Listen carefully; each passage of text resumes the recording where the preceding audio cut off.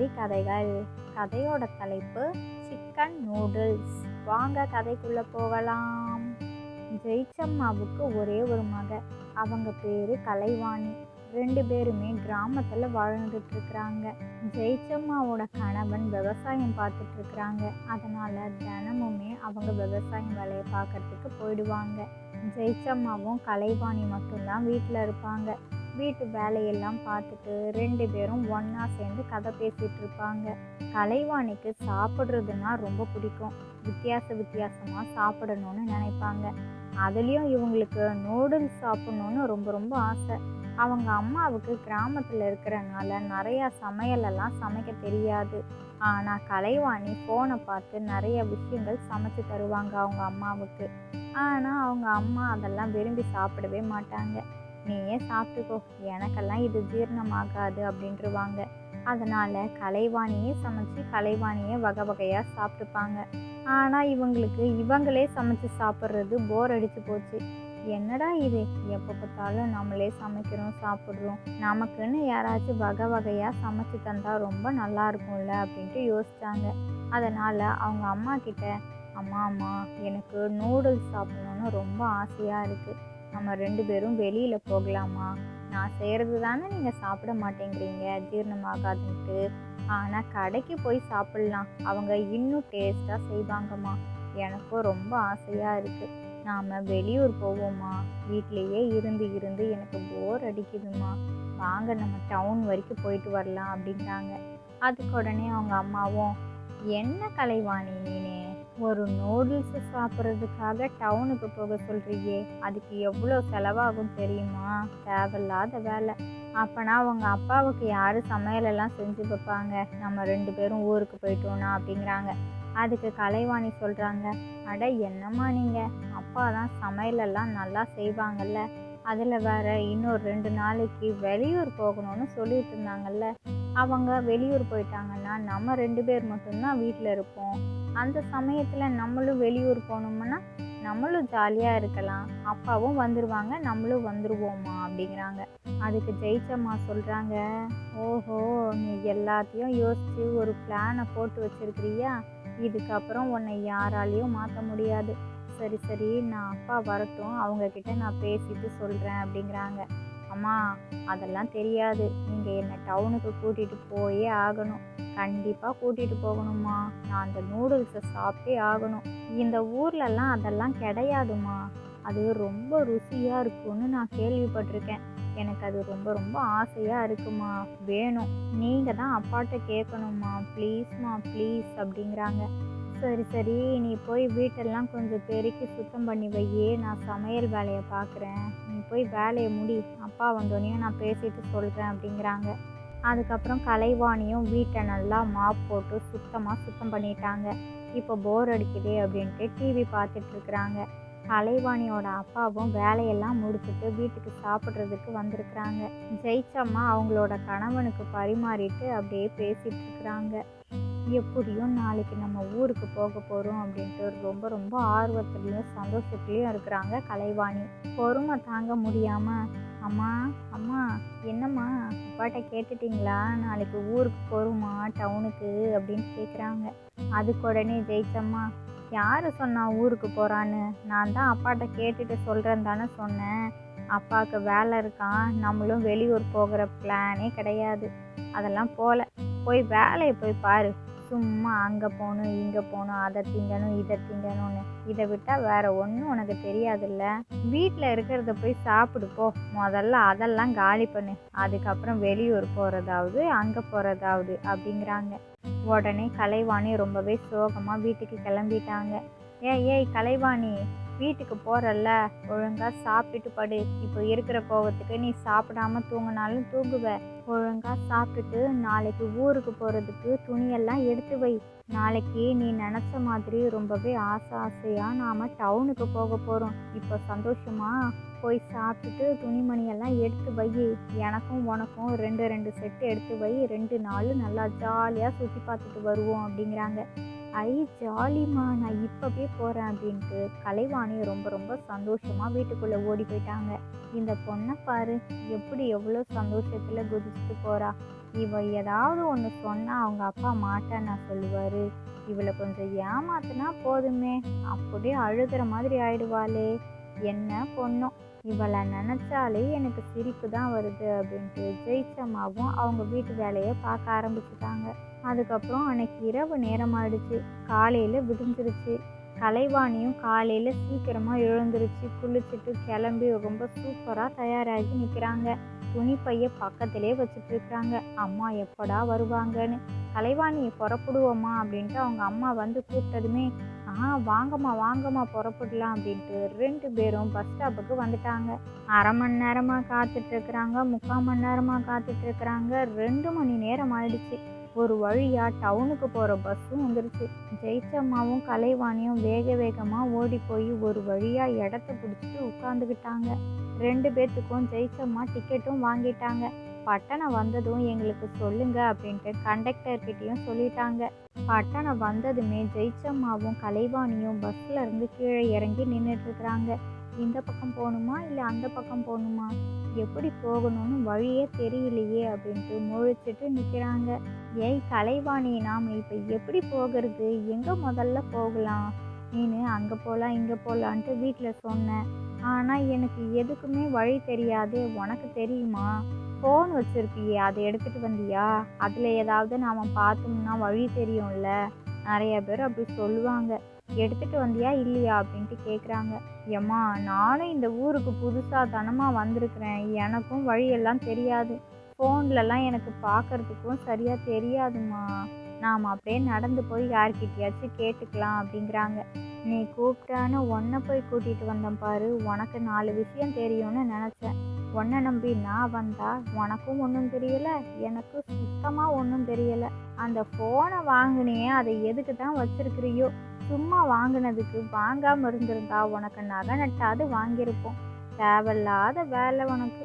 சரி, நம்ம மற்றவங்க யார்கிட்டயாச்சும் கேட்போம், வழி கேட்டு தான் போகணும் அப்படின்ட்டு 2 பேரும் நடக்க தொடங்கிட்டாங்க.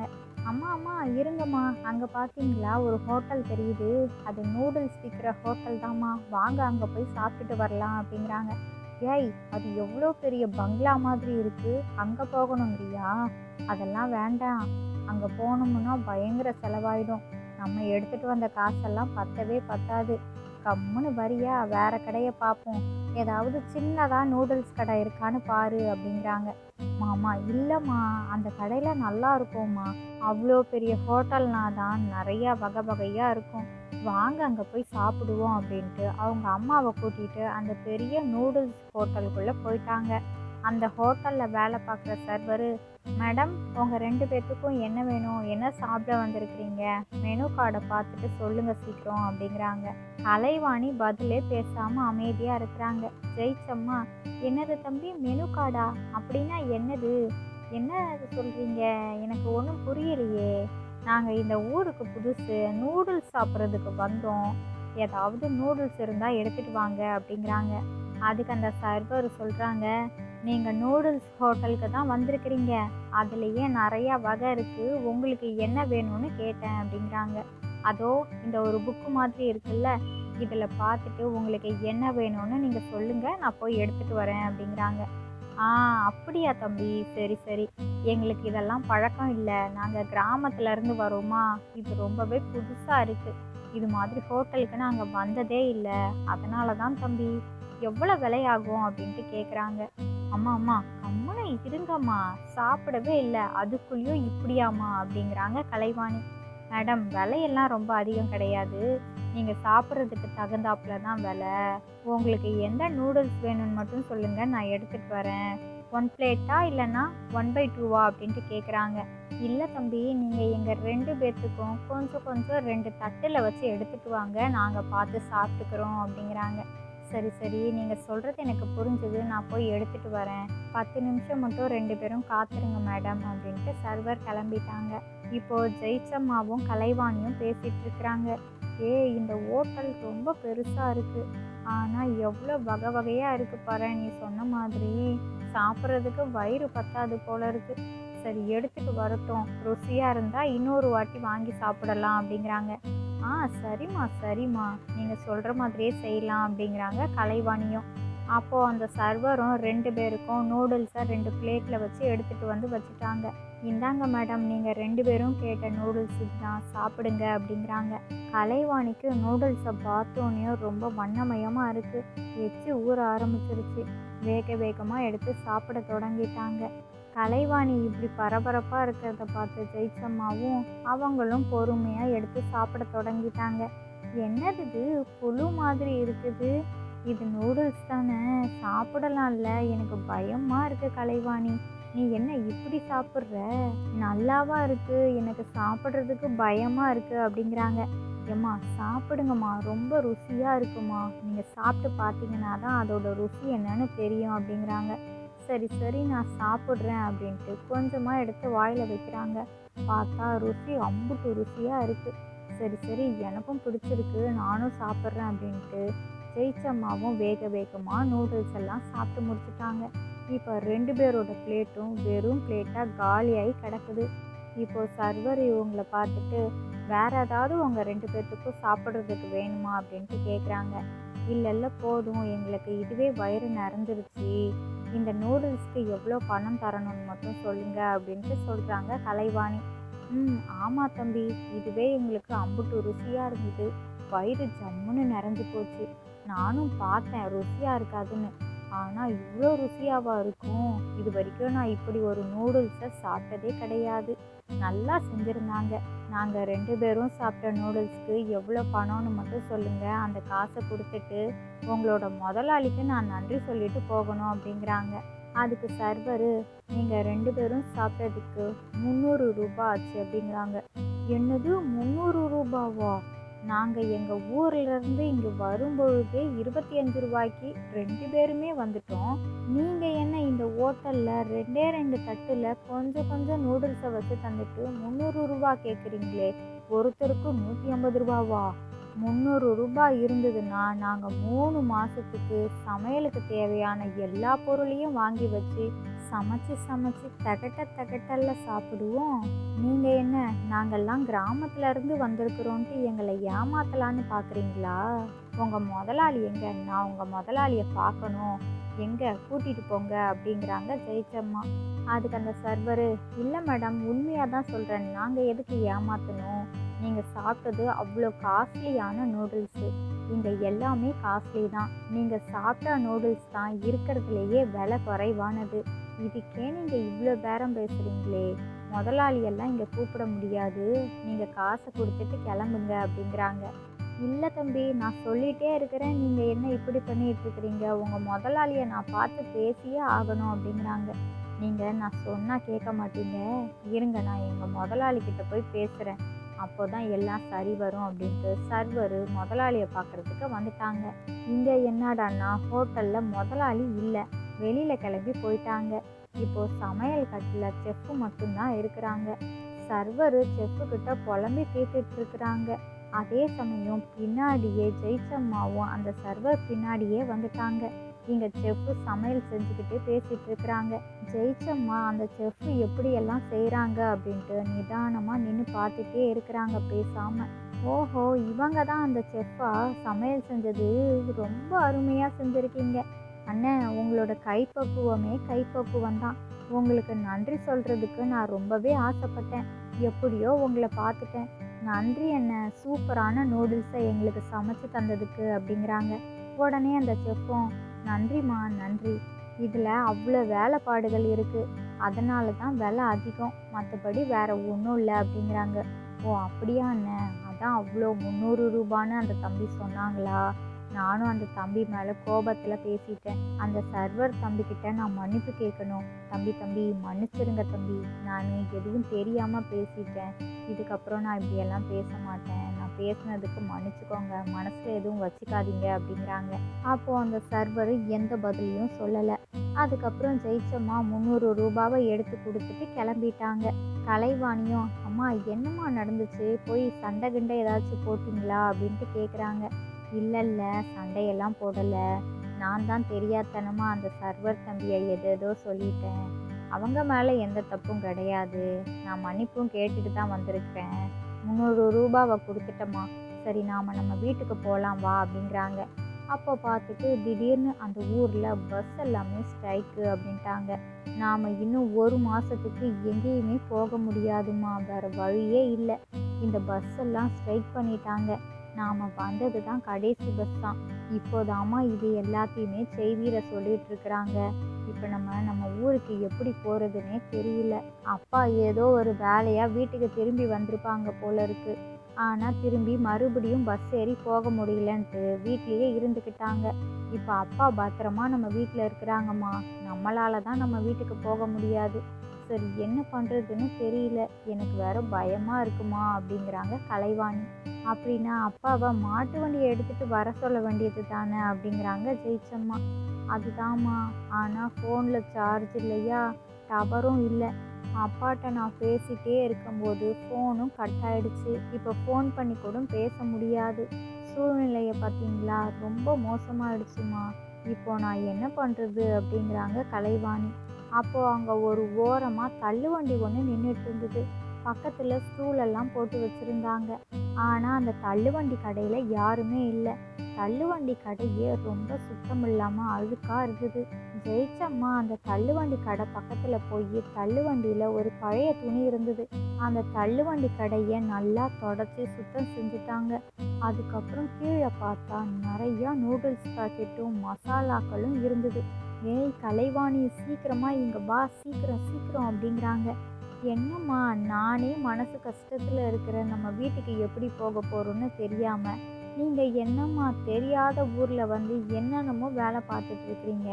வாங்கம்மா இங்கே, நீங்கள் வீட்டுக்கு போகிற வழியை பார்ப்போம். நடந்தேனாலும் வீட்டுக்கு போயிடலாம் அப்படிங்கிறாங்க.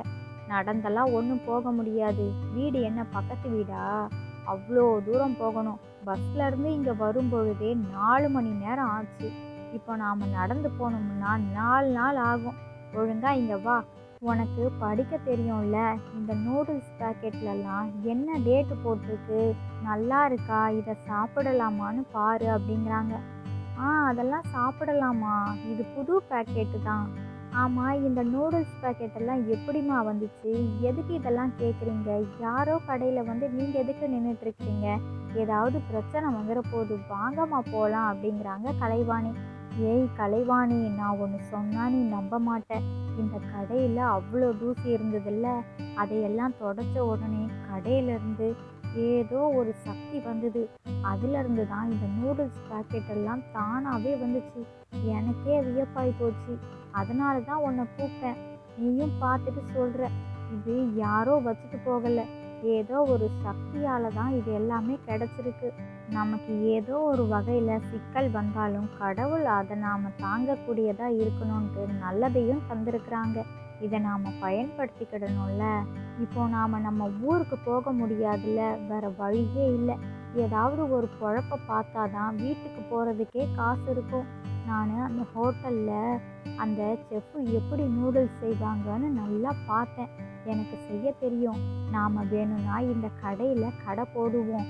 யாராவது வந்து வாங்கி சாப்பிடுவாங்கல்ல, அந்த காசை கொஞ்சம் கொஞ்சம் சேர்த்து வச்சுட்டு எப்படியாச்சும் நம்ம சீக்கிரமாக நம்ம ஊருக்கு போக முடியுமான்னு பார்க்கலாம் அப்படிங்கிறாங்க. சரிம்மா, நீங்கள் சொல்கிறது தான் இப்போ சரி வரும். இப்போ நான் எதையும் சொல்லலை. நீங்கள் சொல்கிறது மட்டும்தான் எப்போவும் சரியாக இருக்கும்னு நான் நம்புகிறேம்மா. கடை போடலாம் அப்படிங்கிறாங்க. இப்போது ஜெயிச்சம்மா சிக்கன் நூடுல்ஸு, முட்டை நூடுல்ஸுன்னு வகை வகையாக நூடுல்ஸ் எல்லாம் போட ஆரம்பிச்சிட்டாங்க. வாசனை அந்த ஊருக்கே மணக்க ஆரம்பிச்சிருச்சு. அந்த வாசனையிலேயே அந்த ஊரில் உள்ள மக்கள் எல்லாரும் நூடுல்ஸ் சாப்பிட்றதுக்காக வர தொடங்கிட்டாங்க. நூடுல்ஸோட விலையும் வெறும் 10 ரூபா தான் ஒரு பிளேட்டு. என்னது, வெறும் 10 ரூபாய்க்கு நூடுல்ஸா அப்படின்ட்டு, ரொம்ப ருசியாக இருக்குது, நல்லா இருக்குது, நல்லா இருக்குது அப்படின்ட்டு ஜெயிச்சம்மா செய்கிற நூடுல்ஸை சாப்பிட்றதுக்காகவே அந்த ஊரில் உள்ள மக்கள் எல்லாம் வர தொடங்கிட்டாங்க. ஜெயிச்சம்மா நூடுல்ஸ் செய்கிறாங்க. அவங்களோட பொண்ணு கலைவாணி எல்லாத்துக்கும் பரிமாறுறாங்க. இந்த ஊர்லேயே விலை ரொம்ப குறைவா 10 ரூபாய்க்கு நூடுல்ஸ்னால் ஜெயிச்சம்மா செய்கிற நூடுல்ஸ் மட்டும்தான். அதுவும் ருசியாகவும் இருக்குது, தரமாகவும் இருக்குது. மக்களோட உடலுக்கும் எந்த பிரச்சனையும் தராமல் ஆரோக்கியத்தை தருது. இதில் வந்த வருமானத்தெல்லாம் சேர்த்து வச்சு அவங்களுக்கு தேவையான வருமானம் வந்ததுமே அந்த ஊரில் ஸ்ட்ரைக்கும் முடிஞ்சுது. பஸ்ஸெல்லாம் கொஞ்சம் கொஞ்சமாக விட தொடங்கிட்டாங்க. ஜெயிச்சம்மாவும் கலைவாணியும் சந்தோஷமாக அவங்களோட ஊருக்கு கிளம்பி போயிட்டாங்க. இந்த கதையிலேருந்து நாம் என்ன தெரிஞ்சுக்கணும் அப்படின்னா, எப்போவுமே எந்த விவரங்களும் தெரியாமல் இருக்கக்கூடாது. இந்த உலகம் ரொம்ப பெருசு. அதனால் நிறையா விஷயங்களை கற்றுக்கணும், தெரிஞ்சுக்கணும். அப்போது தான் இந்த உலகத்தில் நாம் எந்த ஒரு மூலைக்கு போனாலும் நம்மளால் ஜெயிக்க முடியும். உங்களில் யார் யாருக்கெல்லாம் நூடுல்ஸ் ரொம்ப பிடிக்கும்னு சொல்லுங்கள். அடிக்கடி நூடுல்ஸ் எல்லாம் சாப்பிடாதீங்க. ஆசைக்காக எப்பயாவது சில முறை சாப்பிட்டுக்கலாம். எப்போவுமே சத்தான உணவுகளை சாப்பிடுங்க, ஆரோக்கியமாக இருங்க. இந்த கதை பிடிச்சிருந்தால் லைக் பண்ணுங்கள், ஷேர் பண்ணுங்கள். உங்களோட கருத்துக்களை கமெண்ட் பாக்ஸில் கமெண்ட் பண்ணுங்கள். இது மாதிரி சுவாரஸ்யமான கதைகள் எல்லாம் பார்க்கணுமா? ப்ளீஸ் நம்மளோட சேனலை சப்ஸ்கிரைப் பண்ணுங்கள். நிறைய பேர் நம்மளோட சேனலை சப்ஸ்கிரைப் பண்ணாமலேயே பார்த்துட்டு இருக்கிறீங்க. சப்ஸ்கிரைப் பண்ணிக்கோங்க. இதோட இன்னொரு கதைகள் வீடியோவில் பார்க்கலாம். ஓகே, பாய்.